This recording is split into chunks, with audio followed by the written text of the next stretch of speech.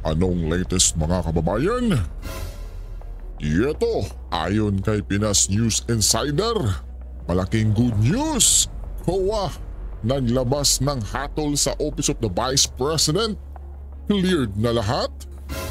Naku po kabayan, tiklop ang palasyo, kongreso, pati media nito Naku po, eto na ata ang pinakahihintay ng lahat kabayan Ito, pakinggan natin.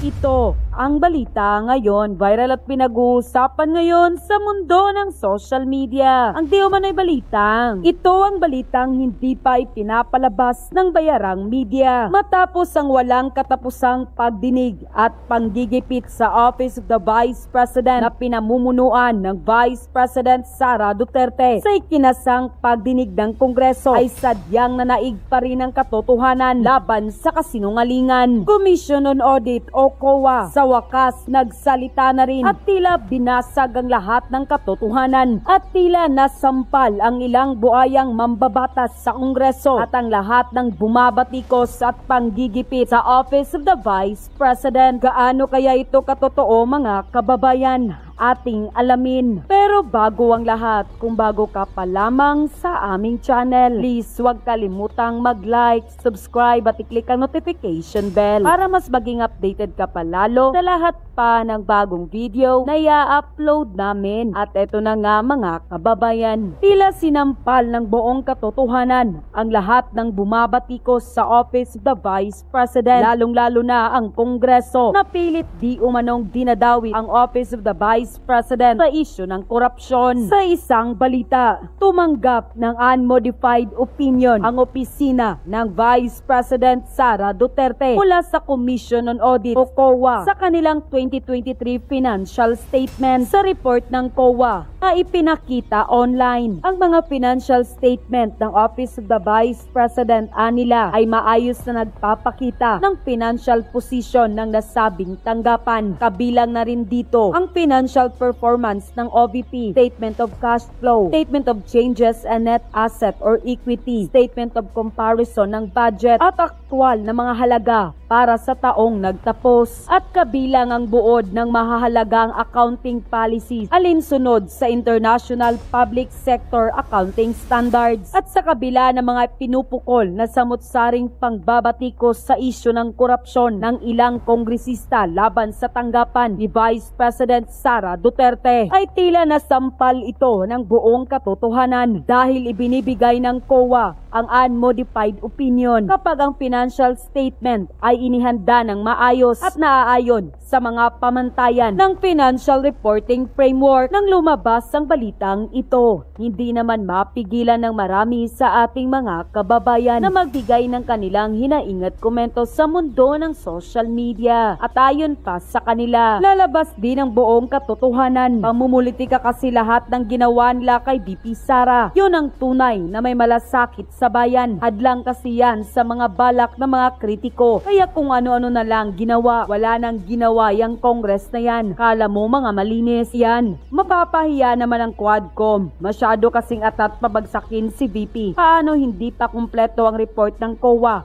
Kinukuha na. Siyempre hindi pa natapos ang taong 2023 kaya partial pa lang din na nasubmit ng OVP. Yang issue na iyan ang dahilan na na-contempt si Atty. Lopez dahil pinahold muna ang COA. Kamusta na kaya ang mga naghain ng impeachment? There's no ground to impeach VP. It is clear said, walang korupsyon na nagaganap sa OVP. Baka di nila alam ang unmodified opinion. Kahit di ako naniniwala na korap si VP Sara. Tignan nyo nga siya, napakasimple. Tapos maganda ang record niya sa Davao City. Kaya anuman ang mga plano niyo patalsikin si VP Sara sa pagka-vice presidente, di kayo magtatagumpay dahil mas pabor ang ating Panginoon sa mga taong matapos sa pagserbisyo sa taong bayan at totoong may malasakit sa ating bayan. Usapan po natin itong balita na ito na hindi ho inilalabas ng mga mainstream media. Kasi alam naman po natin itong mga mainstream media ay marami ho sa kanila, bayaran na. Bata na ng gobyernong to.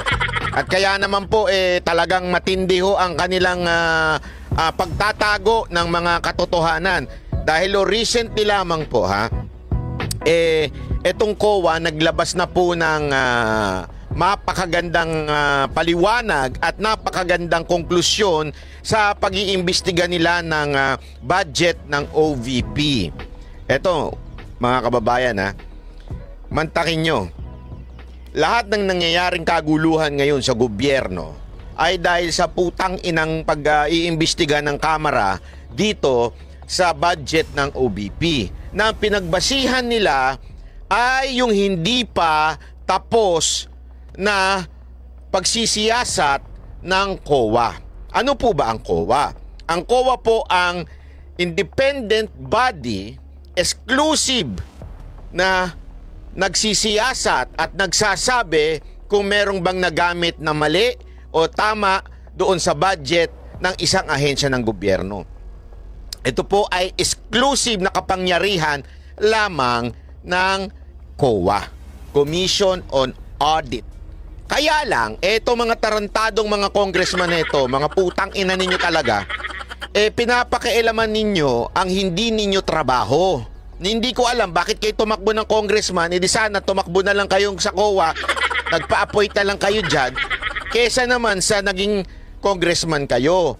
Alam naman po natin kasi ang motibo nila. Alam mo naman, inutusan sila nung kanilang pinuno dyan para sirain si VP Sara Duterte ang kanyang credibility.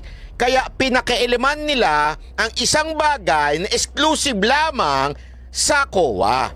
Ang i-audit o tignan ang budget ng ahensya ng bawat gobyerno, bawat departamento ng gobyerno kung tama o mali. Ang ginawa po nila, pinakailaman nila, yun lamang sa Office of the Vice President. O, di ba mga tarantado talaga? Gago! Mantakin mo, pinahaba-haba yan. Ang dami nilang sinasabing hindi maganda. O, patungkol sa budget ng OVP, pinakikialaman nila kahit confidential funds. Untangin ng yan, no? Nakakabwisi talaga. Alam mo kung bakit? Yung confidential funds na tinutukoy nila, 100 plus million lang. Pero yung confidential funds ng Office of the President, 4.5 billion? Billion. Etong kay VP Sara Duterte, 100 plus million lang. Mantakin nyo, and yet, ang sinasabi nila ay may katiwalian daw, meron daw hindi tama. Aba, ang pwedeng lang magsabi niyan ay COA. Anong ginawa nila? Inimbitahan nila yung COA. Inimbitahan nila yung COA, inipit nila yung COA, tapos inipit nila yung mga staff ni VP Sara Duterte sa Office of the Vice President, pinagbintangan, ba't hindi masagot, bakit kinausap ang COA, bla bla bla. Ang sinasabi lang naman po ng Chief of Staff ni VP Sara Duterte ay, sandali, nag-iimbestiga pa kayo. Huwag muna ninyong ibigay sa Kamara kasi hindi pa tapos ang investigasyon. Tanungin ko kayo, mali ho ba yun? Tama ho yun eh. Mantakin mo, pagkain, niluluto, hindi pa tapos lutuin, gusto mo na ngayon ibigay do sa food critic. Sana nga kung food critic ang pagbibigyan mo eh. Hindi, yung kalaban. Ang pagbibigyan mo nung niluto mo, ano siyempre sasabihin nun? Siyempre hindi maganda. Di ba ho? Tapos, unang-una, hindi pa nga tapos lutuin eh, kinuha mo na. Sinong gago? Di ba? Yung mga congressman. Walang iba. Ngayon, naging fiasco yan. Lahat ng mainstream media binalita yan. Pero ngayong natapos na yung pagsisiyasat ng COA, mantakin mo, iilan lang ang nagbalita. Karamihan ng mainstream media, mga ulul talaga. Karamihan ng mainstream media, mga prostitute talaga. Karamihan ng mainstream media, binayaran na talaga. Alam nyo kung bakit? I-google ninyo. Kasi bumagsak talaga ang income ng mainstream media. Kaya ngayon, ewan ko, siguro nagpapabayad na lang sila sa mga politiko. O di ba? Ngayon, pag nagpabayad ka na sa politiko, definitely, kung ano lang kagustuhan ng politiko, yun lang ibabalita mo. Ganyan ang nangyayari ngayon. Mantakin mo yung mali, inire-report nila. Pero yung konklusyon ng COA, hindi na nila ni-report. O di ba mga gago lang? Hindi nyo masyadong nabalitaan to. Saan nyo lang nababalitaan to? Sa social media. Alam mo, buti nga talaga. Ako, special shout out sa mga naninindigang mainstream media tulad ng SMNI, UNTV at yung Net25. Yan ho yung talagang nakikita kong hindi ho bumibigay. Ibig sabihin, hindi ho yan bumabaluktot sa kanilang prinsipyo. Nakakatuwa at meron pang mga natitirang ganyan. Sana manatili po kayong tuloy-tuloy para sa katotohanan at patas na pagbabalita. Hindi ko sinasabing kampihan ang mga Duterte. Hindi, patas laang na pagbabalita.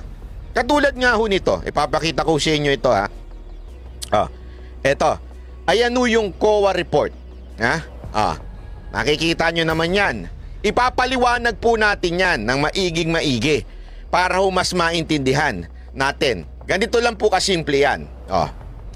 Yung sinasabi ng COA, ayan po ay parang report card. Okay? Kung papaano ginamit ng Office of the Vice President yung pera na ibinigay sa kanila. Okay? As an independent auditor o inspector, as independent body na nag-iimbestiga ng budget, ito ho ang nakita nila. 1, after checking everything, we confirm that the OBP's financial records are accurate, complete, and follow international standard. Ulitin ko, after checking everything. Pag sinabi mo po bang everything, lahat? Kasi ang dahilan ng camera dito sa dilabas ng COA, hindi kasama dyan ng confidential fund. Gago? O tanga lang kayo? Pag sinabi mo bang everything, lahat? O ano lang, konti? O hindi lahat? Ayan po, sinasabi, financial records are accurate, complete. Ito pa ang pinakamatindi. Follow international standards. Okay? Parang ganito yan. Parang sinasabi, kunwari, isang estudyante, okay? Siya po ay bibigyan ng grado ng teacher. Diba? Yung teacher, bibigyan ng grado. Ano sinasabi ng teacher? No cheating, no shortcut, and they followed all the rules. Yun yung grado na ibinigay ng teacher dun sa estudyante.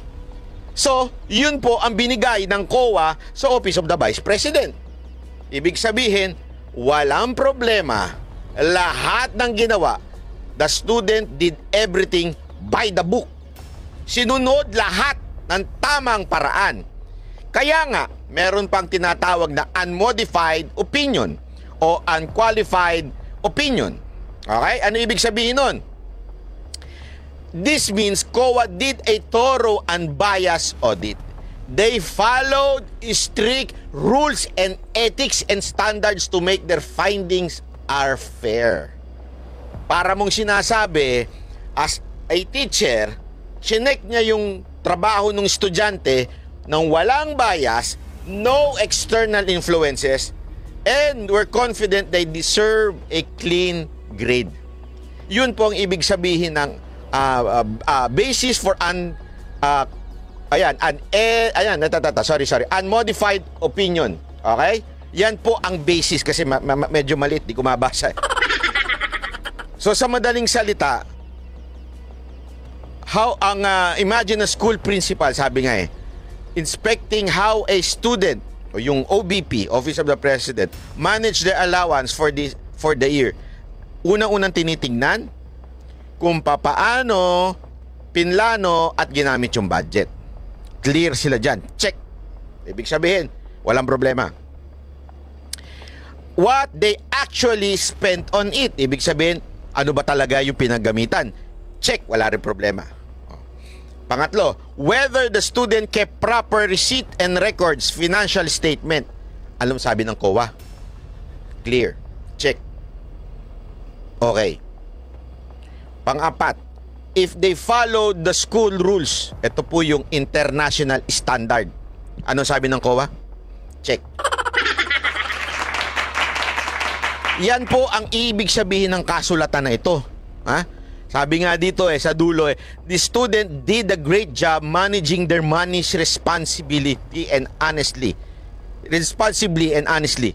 Everything check out and there's nothing suspicious. Yun po yung parang kung i-analogy natin sa student teacher. As a matter of fact, they get an A+ for financial management. In short, mga kapabayan, okay? COA gave the OBP a perfect score for being transparent and compliant with financial rules. Ibig sabihin po, mga kababayan, walang problema. Sino po ba ang nakatanggap ng ganito? Alam nyo, nung mga nakaraang taon din, ganyan din po ang natanggap ng opisina ni Leni Robredo. Binalita ng mainstream media yan. Kasi alam naman natin, makaleni sila noon. Kaya lagi nilang binabalita yan. Nako, tida mo na, pinakamataas na ano. Yan, hindi nyo naalala nyo, binabalita na media yun noon. Pinakamataas na standard na binigay ng COA ay sa opisina ni Vice President. Actually, hindi lang naman po Office of the Vice President ang nakatanggap ng unmodified opinion. Unmodified opinion ho na sinasabi nila. Hindi lamang po OBP nung nakaraan. Nagkataon lang, tuta sila nila Leni Robredo. Kaya, yun ang binabalita nila. Ngayon, same thing nang natanggap ng opisina ni VP Sara Duterte. Pero hindi binabalita yan ng mainstream media. Mantakin mo, ito mga kababayan, mantakin mo, pinagpiestahan ng mainstream media yang hearing na yan sa Congress, naging fiasco pa yan, may mga kinulong pa sila dahil kesyo hindi daw sumasagot ng tama, hanggang nagkagulo-gulo na, di ba? Hanggang lumabas na talaga yung si Jamela. Ay, si Jamela kasi yung babaeng naloko nung lalaki. Parang ganon si VP Sara Duterte. Sumabog na si VP Sara Duterte dahil nga sa tinatarantado ho nila ng Kamara etong mga issue patungkol ho sa budget ng OBP. Mantakin mo ang laking kaguluhang na-create doon. Diba? Ang laki ng kaguluhan. And yet, nung lumabas na, eto, konklusyon ng COA sa Office of the Vice President budget. Alam mo, wala. Iilang mainstream media lang ang nagbalita nito. Gago! Kasi nga, bayaran eh. Diba? Oh, eto ngayon, binabalita natin para may paliwanag natin. Kasi, alam mo, kahit yung mga pinklawang vlogger, yung mga talo ng vlogger ng pinklawan, yung mga boring na vlogger ng pinklawan, pinagpepiestahan ho nila ito. Tuwan-tuwa sila. Pero ngayon, eto, hindi nila binabalita. Eh kasi nga, mayroon silang self-interest. Maibalik yung mga pinklawa nilang mga idol. Diba? O, gusto nila maibalik yun. Eh, wala eh. Eh, eto na ho, nag-report na ho ang COA. Isipin nyo yan, mga kababayan. Nag-report na at sinasabi ng malinis.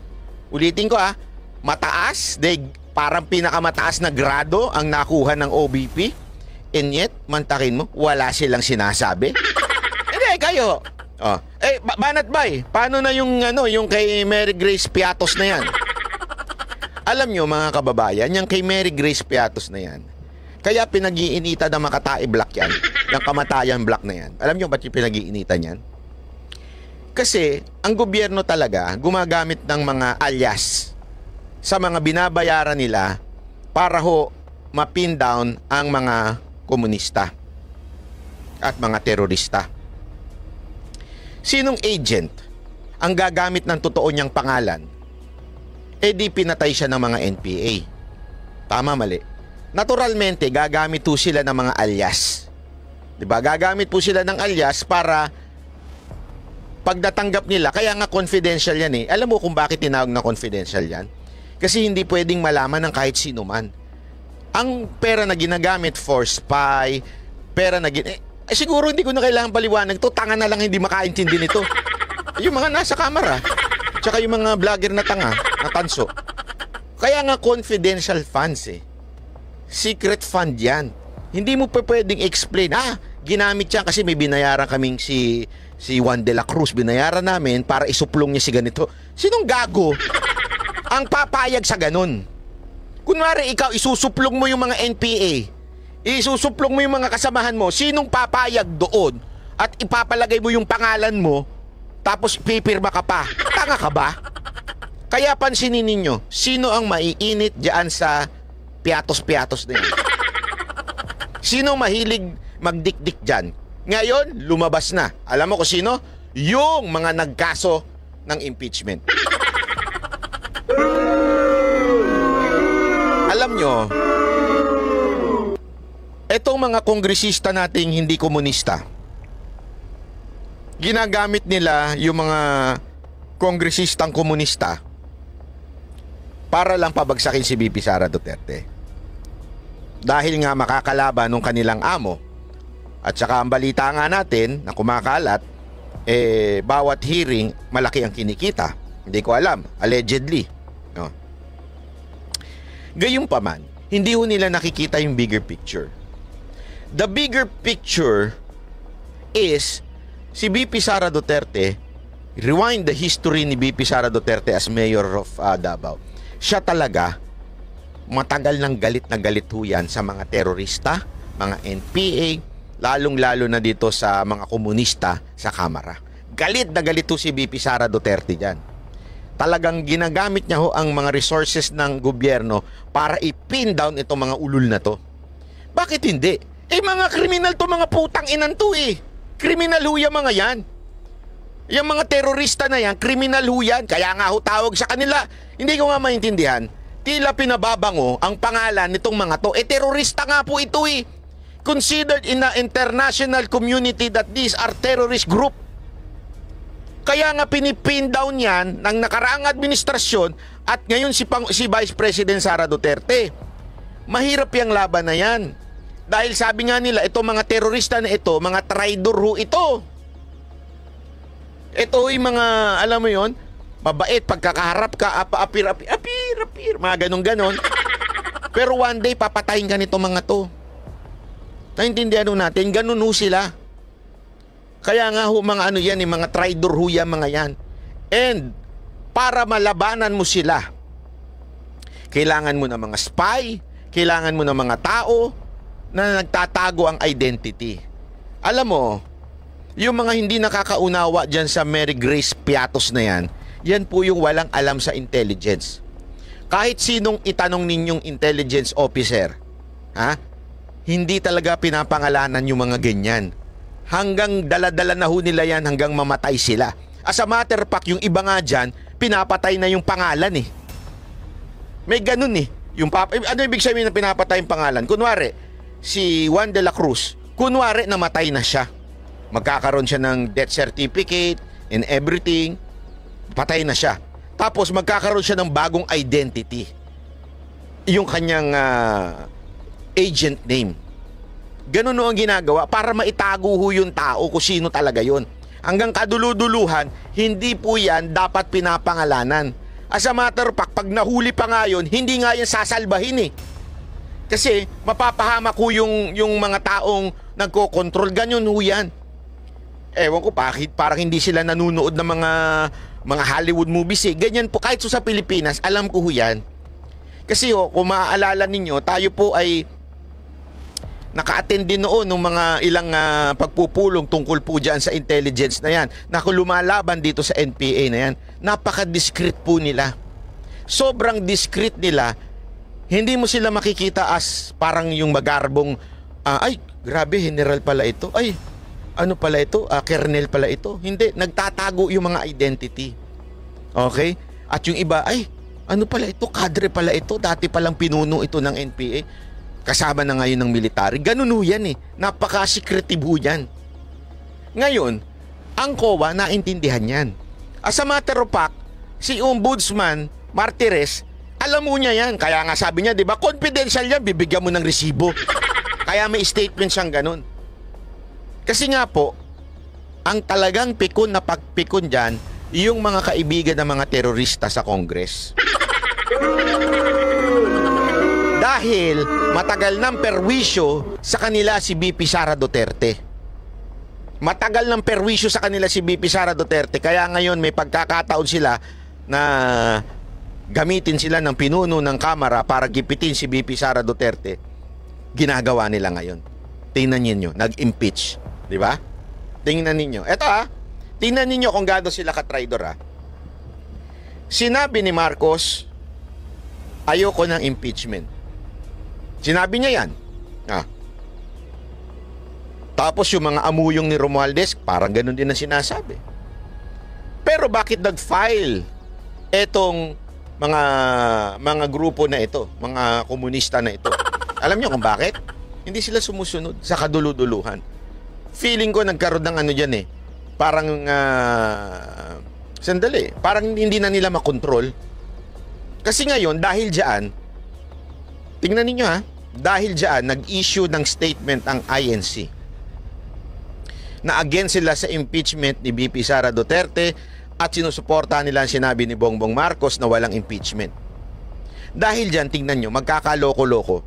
Dahil dyan tuloy, may fellowship kuno sila. Sabi nga ni Dan Fernandez, fellowship. So nag-fellowship lang po sila sa Malacanang. Bigla-biglaan. Bakit? Kasi nga sa tingin ko, parang itong iilan sa kamera, hindi ko alam kung out of control na ba sila ni Romualdez o baka naman dumodoble kara si Romualdez na kunwari I am supporting you kasi naglabas sila ng ng manifesto ang kamera saying supporting the president. Di ba? Nagkaroon sila ng manifesto although hindi naman nila sinabing support in terms of anti-impeachment, pero gayon pa man sinabi nila we're supporting the plan and everything na sinasabi ni Bongbong Marcos ng presidente.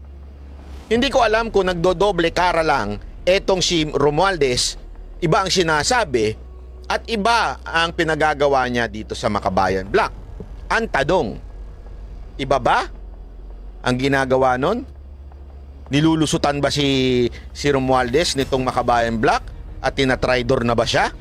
O baka naman nagdadalawang anyo itong si Romualdez. Kunwari, mabait. Kunwari, susunod sa presidente, pero may inuutusan. Ano sa tingin ninyo? Comment kayo dyan. At yun na nga po mga kababayan, tila. Idinitalye na po ni Buspan at Bay ang resulta ng COA mga kababayan. Ikaw kabayan, ano sa tingin mo? Ang masasabi mo ukol sa balitang ito na tila may good news po para kay VP Inday Sara Duterte. Pagkomento lang po kayo sa baba at pag-usapan natin yan, kabayan.